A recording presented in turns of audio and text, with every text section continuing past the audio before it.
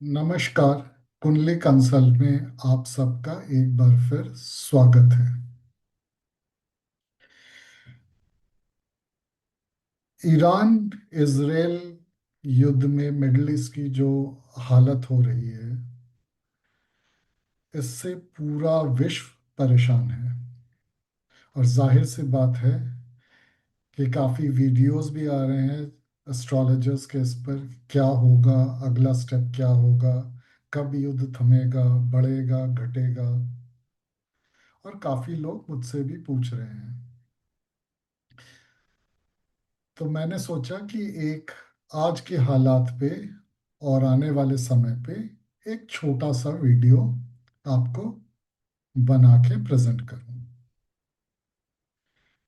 अब ये युद्ध हो रहा है, आगे क्या होगा, किस देश में होगा, कौन इन्वॉल्व होगा, इसको हम मंडेन एस्ट्रोलॉजी कहते हैं। और जनरली मैं इस पे बहुत कम टिप्पणियां करता हूं, हालांकि मेरे टेलीग्राम और ट्विटर पे कभी कभी कुछ संकेत में देता हूं। और आप एग्जैक्टली पिन पॉइंट इसलिए नहीं करते हैं या मैं नहीं करता हूं क्योंकि इसकी दो वजह हैं। एक तो मेरे पास समय नहीं है कि मैं किसी भी प्लानिटरी ट्रांजिट को इतनी डीपली कहाँ पे इफेक्ट कर रहा है, क्या कर रहा है, उतने डीप में जाके टाइम इन्वॉल्व करूं। समय की परेशानी है, क्योंकि मैं ज़्यादातर पर्सनल कंसल्टेशन, पर्सनल चार्ट्स ही देखता हूँ। दूसरी बात है कि अगर आप ट्रांजिट पे एग्जैक्टली कहाँ पे क्या हो रहा है, समय के साथ आपको कुछ देशों के, कुछ लोग, इम्पोर्टेंट लोगों की, जो एक्टर्स इन्वॉल्व हैं दुनिया के पॉलिटिक्स में, फाइनेंस में, उनकी चार्ट भी ज़रूरी हो जाती है। और अब वो चार्ट्स आपको इजीली डिपेंडेबल नहीं मिलते हैं। जैसे कि आप इंटरनेट खोल लीजिए, नरेंद्र मोदी जी के आपको चार पांच हॉरोस्कोप मिल जाएंगे। So you are never sure कि कौन सा सही है। आप यूएस को प्रेडिक्ट करेंगे तो यूएस के बर्थ या डिक्लेरेशन डे ऑफ इंडिपेंडेंस का वो डे तो मिल जाएगा, मगर टाइम नहीं मिलेगा जिससे आप लग्न नहीं निकाल सकते। मगर आप हाँ ट्रांजिट से बोल सकते हैं विश्व में ये सब होगा। पर दूसरा जो ज्यादा इंपॉर्टेंट है, मुझे आज आपके साथ वो बात करनी है। इस जगह पे युद्ध होगा, ये पॉलिटिशियन रहेगा, नहीं रहेगा, वो सब एक ट्रांजैक्शनल व्यू है। यानी कि एक घटनाक्रम है जो एक कॉस्मिक पैटर्न के लिए, वो एक इवेंट है जो एक पैटर्न को जन्म देता है। और वो कॉस्मिक एनर्जी बताती है कि अब ये समय आएगा, ओवरऑल ये पैटर्न चलेगा, ये साइकिल चलेगा। और उसको समझना ज्यादा इम्पोर्टेंट है, क्योंकि वो ना ही दुनिया के सोच को, चलने के तरीके को बदलता है, पर वो आपके जीवन को भी इफेक्ट करता है। और आपको भी सावधान कर सकता है कि अगले कुछ समय के लिए, कुछ सालों के लिए ये थिंकिंग होगी लोगों की। और अगर मैं इसके साथ चला तो फायदा होगा, अगर नहीं साथ चला तो प्रॉब्लम होगी। अब मैं थोड़ा समय पहले जाता हूं, जस्ट आपको कॉन्टेक्स्ट देने के लिए। मुझे अभी भी याद है, मेरे ख्याल से 2019 के दिसंबर में जहां तक है, तब मैं उस समय मैं पोस्ट भी बहुत कम करता था और जनरली फेसबुक में करता था। ये कोविड के पहले की बात है। कोविड का पहला वेव मई 2000 में शायद आया, 2020 में शायद आया था। और मैं उससे 6 महीने के पहले की बात कर रहा हूँ। उस समय मैंने फेसबुक में एक पोस्ट डाला था और उसका हेडिंग मैंने डाला था बिगिनिंग ऑफ द टर्मोइल। और उसमें मैंने दो बातें बोली थी। एक, आने वाले 6-7 साल में बहुत कुछ चेंज होने वाला है। बिगिनिंग ऑन द टर्मोइल का मतलब उथल पथल की शुरुआत। और दूसरा मैंने इमीडिएट टर्म में बोला था कि कोई बहुत बड़ा युद्ध आने वाला है। उस समय हालांकि मैं डीप में नहीं गया था कि ये युद्ध कैसा होगा, पर मेरे ख्याल से कोविड एक पूरे मानवता के लिए एक युद्ध थी। उसके बाद 2022 में मैंने एक वीडियो बनाया था, और उसमें मैंने एक पैटर्न सीक्वेंस बताया था। मैंने ये बोला था कि ये जो चेंज हो रहा है 2019 से शुरू हुआ है और 2025-26 तक चलेगा, उसमें तीन फेजेस आएंगे। पहला फेज, वो मनुष्य को जो निकल गया है, जो कोविड का था, वो फेज वैसा था जब मनुष्य को अपने ऊपर, अपने फैमिली के ऊपर जो उसकी सोच है, सोचने का तरीका है, उसको चेंज कराएगा। यानी कि जिसको इंग्लिश में बोलते हैं कि पूरी दुनिया रैट रेस में लगी हुई है, एक भाग में लगी हुई है, उससे रोक के मनुष्य को अपने बारे में, अपने परिवार के बारे में सोचने पे विवश करेगा। और कोविड का वो पहला, कोविड का जो चरण था इस चेंज पैटर्न में, पहला चरण था, उसने यही किया। उसने मनुष्य को ये बताया कि लाइफ की इम्पोर्टेंस, फैमिली की इम्पोर्टेंस, अपने आसपास के लोगों की इम्पोर्टेंस इस पैसे से ज्यादा इम्पोर्टेंट होता है। और शायद बहुत हद तक वो कामयाब भी हुआ। उसके बाद से लोगों का अपने ऊपर, अपने फैमिली के ऊपर टाइम स्पेंड करने का जो एक पॉपुलेशन का लार्जर पार्ट है, वो करने लगा। फिर उस वीडियो में मैंने बोला कि अब दूसरा चेंज इसके बाद आएगा। ये तो ह्यूमन करेक्शन हुआ, लाइफ करेक्शन हुआ। अगला करेक्शन या चेंज जो आएगा वो फाइनेंशियल वर्ल्ड में आएगा। और उसके बाद ही आप देखिएगा जो क्रिप्टो करेंसी है, बिटकॉइन वगैरह है, उसने एक उछाल मारना शुरू किया। पहले तो देश, अलग अलग देशों के गवर्नमेंट ने उसको अपोज किया, मगर वो अब ज्यादातर देशों में एक करेंसी पैटर्न का परमानेंट सोल्यूशन बन गया है। बहुत सारे देशों में तो आप बिटकॉइन से चीजें खरीद भी सकते हैं आज की डेट में। दूसरा जो फाइनेंशियल चेंज आया सटल लेवल पे, वो आपने देखा कि किस तरह जो है डॉलर की इम्पोर्टेंस को खत्म करने के लिए बहुत सी सारी देशें जुट गई। और आज के दिन में दुनिया में कम से कम 60 ऐसे बाइलैटरल अग्रीमेंट्स उसके बाद हो चुके हैं जहां पे देश अपनी आपसी करेंसी में ट्रेडिंग कर रहे हैं, और डॉलर का उस तरह से प्रभाव बढ़ गया, कम हो गया है। इनफैक्ट पिछले हफ्ते एक स्टडी आई थी जिसमें ये बताया गया था कि आज से 4 साल पहले, यानी कि 2022 में, इंटरनेशनल ट्रेड में डॉलर करीब 80% यूज होता था, जो आज की डेट में घटकर 67% हो गया है। और शायद आने वाले 2-3 साल में ये 50% से कम हो जाए।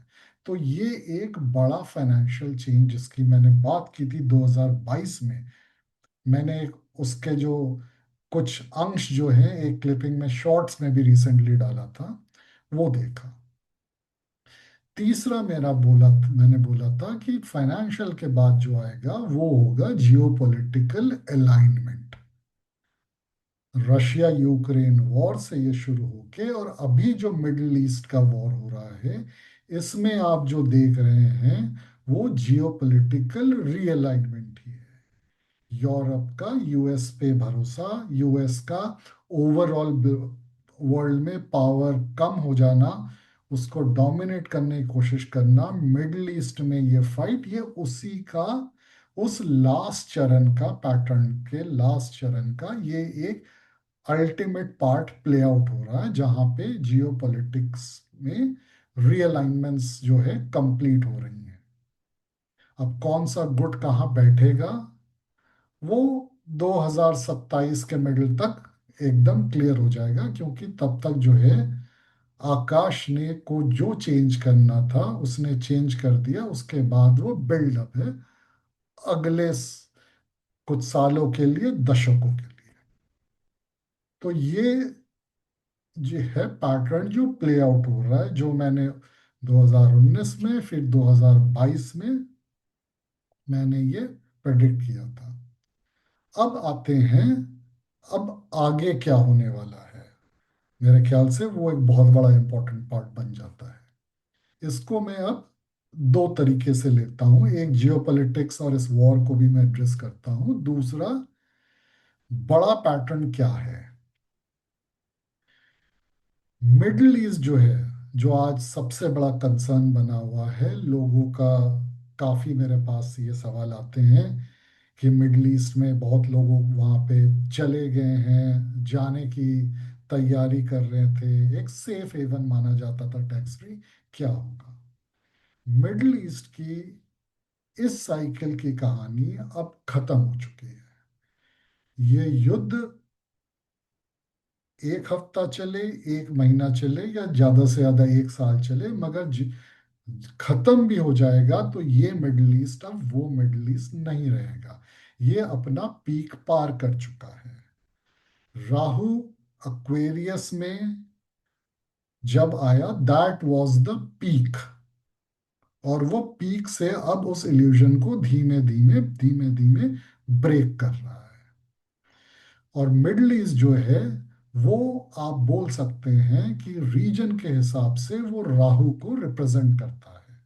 तो राहु अपनी मूल त्रिकोण में आके उसने अपना इल्यूजन का टॉप जो है वो अटेन कर लिया है, या बोलिए मिडिल ईस्ट ने इस साइकिल में अपना टॉप अटेन कर लिया।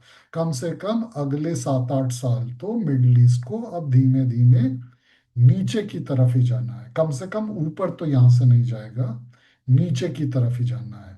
18 साल का ये साइकिल है, हो सकता है 18 साल बाद फिर से पीक में हो या इम्प्रूव करे, 8-7-9 साल बाद इम्प्रूव करना शुरू करे, वो बात की बात है। तो मिडिल ईस्ट की स्टोरी इस साइकिल में तो खत्म हो गई है।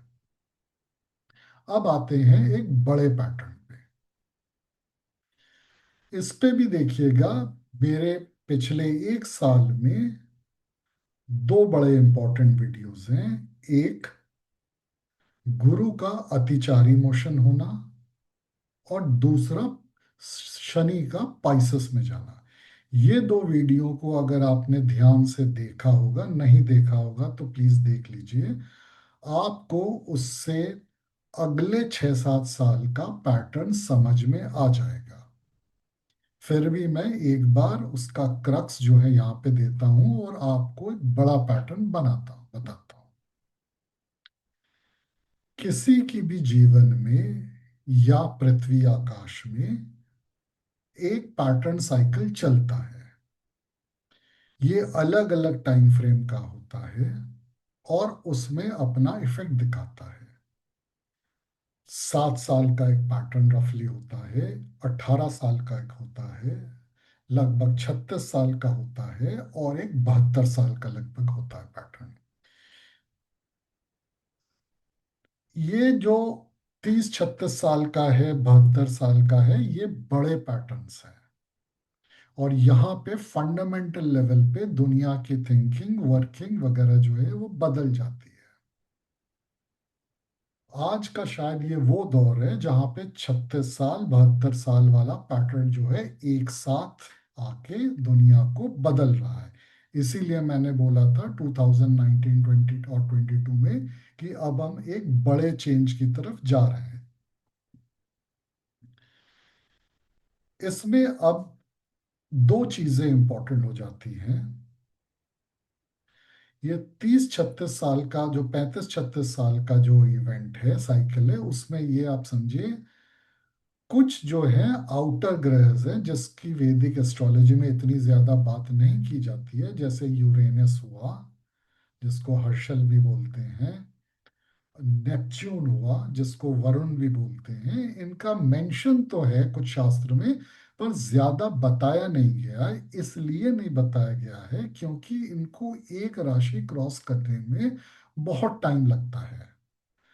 जैसे लगभग 11 या 12 साल है जिसमें नेपट्यून एक साइन चेंज करता है, तो उसका इम्पैक्ट मनुष्य के हॉरोस्कोप में बहुत डिफिकल्ट होता है उसको प्रेडिक्ट। तो मैं नहीं बोलूंगा, प्रेडिक्ट तो हो ही सकता है, पर उसकी चेंज को अनुभव करने के लिए। और दूसरी बात ये होती है, ये जो जिसको छाया ग्रह बोला गया है या हमारे शास्त्रों में, इनको किसी एक दूसरे ग्रह की जरूरत होती है अपना इम्पैक्ट फुल दिखाने में। और लगभग 36 साल में नेपच्यून और सैटर्न, शनि और नेपच्यून का कंजंक्शन होता है। और जब ये होता है तो बहुत बड़े इवेंट्स होते हैं। और वो आप बोलेंगे कि जुपिटर का भी होता होगा, जरूर होता है। पर जुपिटर और नेपच्यून सिमिलर स्वभाव के हैं, इसलिए आपको उतना नजर नहीं आता है। So let us not speak about that. Shani और नेपच्यून में ये इफेक्ट बहुत प्रोमिनेंटली दिखता है। वो इसलिए दिखता है क्योंकि नेपच्यून को जिसका विवरण दिया गया है, और इसीलिए शायद उसको वरुण बोला गया है, उसको एक मास ऑफ वाटर बोलते हैं, यानी इमोशंस एंड वाटर। जबकि शनि एक ड्राई प्लैनेट है, मोस्ट ड्राई प्लैनेट, वहां पे कोई वाटर नहीं है, कोई इमोशन नहीं है। तो दो एक्सट्रीम जब एक साथ आएंगे तो ऑब्वियस सी बात है कि कुछ बड़ा होगा, और वो बड़े चेंज को दिखाएगा। और ये जो मिडल ईस्ट का वॉर है, ये आप देखेंगे ये एग्जैक्टली +- 7 डेज में शुरू हुआ है, जब सैटर्न का एग्जैक्ट नेपच्यून के साथ कंजक्शन हुआ है। और ये इस जियोपॉलिटिकल चेंज का लास्ट फेज है शायद, जो मैंने 2022 में बोला था कि तीसरा चरण ये होगा। उसमें मैंने एक प्रेडिक्शन और भी की थी। मैंने ये बोला था कि चाइना में भी शायद सिविल वॉर या रेजिम चेंज या टुकड़े होने का चांस है। देखते हैं आगे ऐसा कुछ होता है या नहीं। पर जियोपॉलिटिक्स का तो चेंज हो गया है। एक एग्जाम्पल और दे देता हूं। पिछली बार जब सैटर्न और नेपच्यून चेंज हुए थे, तब बर्लिन वॉल गिरा था, और एक साल में जो है यूएसएसआर डिसइंटीग्रेट हो गया था अलग अलग देशों में।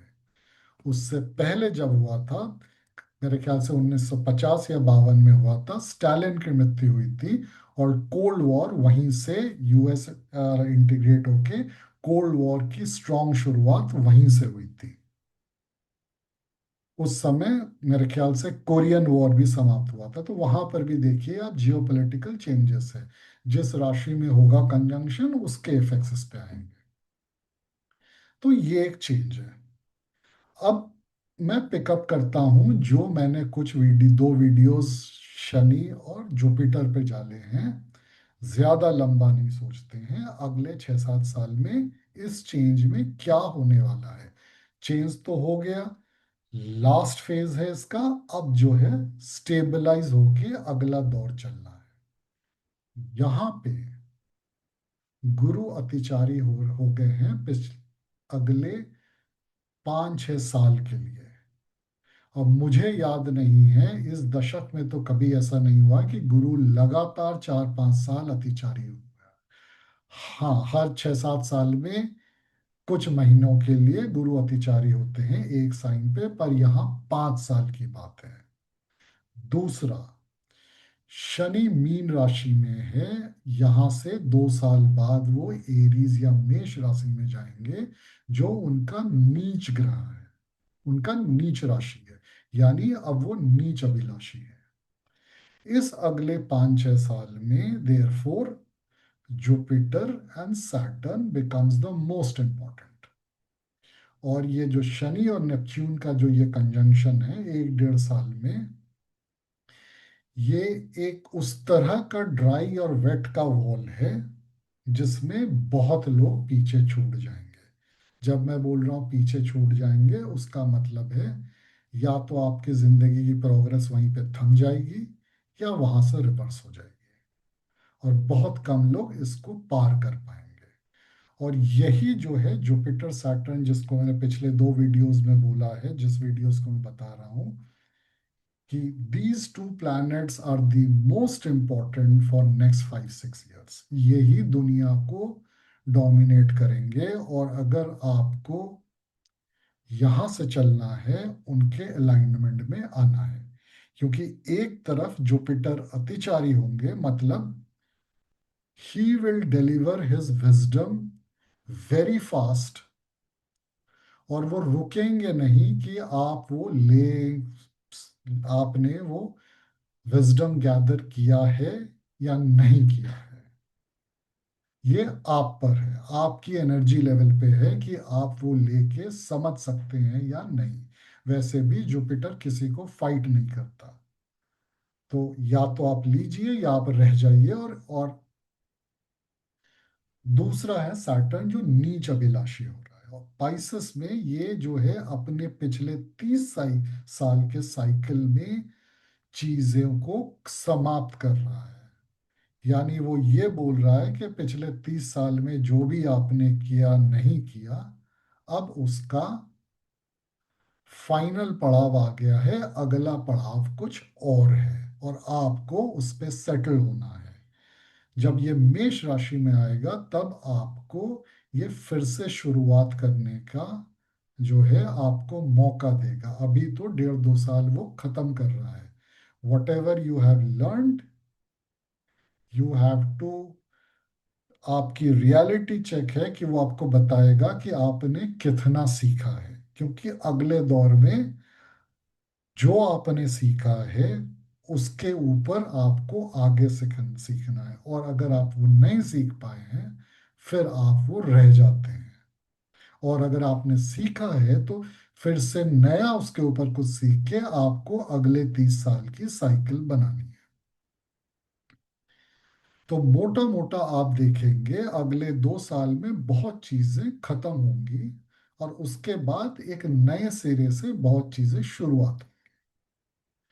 अब इसमें एक और इम्पोर्टेंट पार्ट आता है, क्योंकि जुपिटर और सैटर्न का ये स्पेशल पोजीशंस हैं, स्पेशल मूवमेंट्स हैं, कनेक्शंस यहीं पे आते हैं।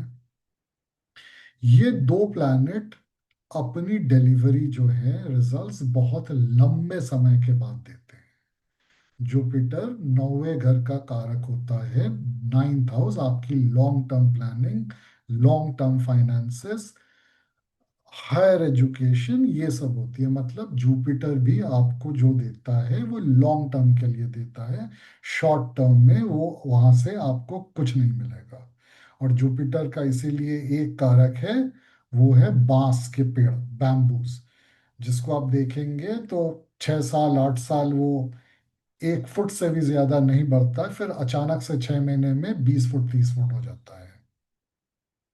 दूसरा है शनि, जो एक्सट्रीम डिलेज करता है, एक्सट्रीम पेशेंस आपसे मांगता है, और वो भी आपको बहुत ही लॉन्ग टर्म में आपको रिजल्ट्स देता है। वो तो पहले आपको पेशेंस लेवल और डिले करके आपका टेस्ट लेता है। यानी कि आप ये समझ लीजिए, जब दोनों ऐसे प्लैनेट अगले 5-6 साल के लिए हावी हो जा रहे हैं, जो लॉन्ग टर्म में बेनिफिट देते हैं, आपको जो है आपकी पिछली लर्निंग, आपका पेशेंस, ये सब टेस्ट करते हैं। तो ये तो समझ लीजिए कि अगले कम से कम 2-3 साल में, 4 साल में कुछ भी तेज करने की कोशिश आपको जो है प्रॉब्लम क्रिएट करेगा।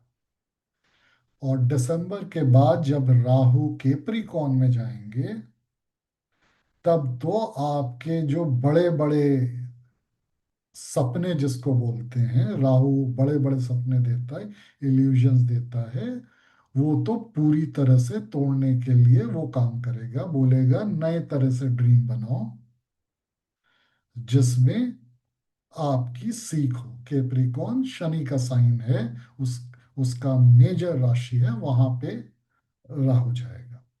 तो अगले 2-3 साल जो है आप जल्दीबाजी में कुछ भी नहीं कर पाएंगे, वो आपको और पीछे करेगा। दूसरा, ये मैंने आ, एक ट्रेंड आप देखेंगे, शायद अभी ये नहीं बना है। पिछले कुछ सालों में आपने देखा होगा जो यंग जनरेशन है, जिसको जेन जी बोला जाता है, स्टार्टअप्स हुए, इन्फ्लुएंसर्स हुए, जो छोटे छोटे शॉर्ट्स बनाते हैं, इन्फ्लुएंस का दौर चला है। ये जो छोटी छोटी चीजें हैं, छोटे एजेस का जो रुतबा है, ये अब पूरी तरह से खत्म होगा। इनफैक्ट आपने देखा ही होगा कि बहुत सारे जो शॉर्ट टर्म इन्फ्लुएंसर्स थे, उनके वीडियोस कम होने लगे हैं, उनके लाइक्स भी जो है कम होने लगे हैं, और धीमे धीमे काफी जो है उनमें से वैनिश होने लगे हैं। और ये आपको और प्रोमिनेंटली दिखेगा। अगले 4-5 साल एज विल अगेन डोमिनेट, जहां पे लंबी चीजें, जहां पे लंबा ज्ञान है, जहां पे ज्ञान का डेप्थ है, वो ज्यादा इंपॉर्टेंट होंगी, वो ज्यादा जो है चलेंगी। सो इनफैक्ट आज से 2 साल बाद, लगभग 2 साल बाद, जब शनि एरीज में जाएंगे, you will see rise of core industries, metal industry, industrial equipments industry। ये सब चीजें वापस, जिसको कोर इंडस्ट्रीज बोले गए हैं, ये वापस से आएंगे। जो एक एक्सपीरियंस का इम्पोर्टेंस था आज से 10-15 साल पहले, एजेड लोग बैठते थे कंपनीज में, फैमिलीज में उनकी सुनी जाती थी, वो ज्यादा हावी होते थे। That era is again going to come back. और उसको अगर आप फाइट करेंगे तो फिर आप इस वॉल के उस पार नहीं जा पाएंगे। आशा करता हूं आज के वीडियो में आपको आने वाले समय का जो पैटर्न है वो समझ में आ गया होगा, जिससे आप अपनी जीवन को उस दिशा में लेके जा सके। एक चीज समझ लीजिए, कॉस्मिक एनर्जी को आप फाइट नहीं कर सकते। अगर उसके अनुसार चलेंगे, प्रॉब्लम्स तो आएंगी ही, जीवन है तो प्रॉब्लम्स हैं। प्रॉब्लम्स टल भी जाएंगी या उतनी हैवी नहीं लगेगी। मनुष्य का प्रॉब्लम ये है कि हम चाहते हैं कि चीजें हमारी तरीके से हों, ये होता नहीं है। गीता में श्री कृष्ण ने अर्जुन को बोला था, एक श्लोक है, उन्होंने बोला था, समय से पहले और भाग्य से ज्यादा किसी को नहीं मिलता है। शायद अगले 3-4 साल, 5 साल, ये उस श्री कृष्ण के गीता के उस कथन को कुछ ज्यादा ही प्रूव करेगा। अगर आपने मुझे YouTube में फॉलो नहीं किया है तो ज़रूर सब्सक्राइब करके फॉलो कीजिए, जिससे मेरे वीडियोस आप तक पहुंचे। मुझे ट्विटर और टेलीग्राम में भी फॉलो कीजिए, जहां पे मैं रेगुलर अपडेट्स देता हूं, क्योंकि हमेशा वीडियो बनाना पॉसिबल नहीं होता। नमस्कार, धन्यवाद।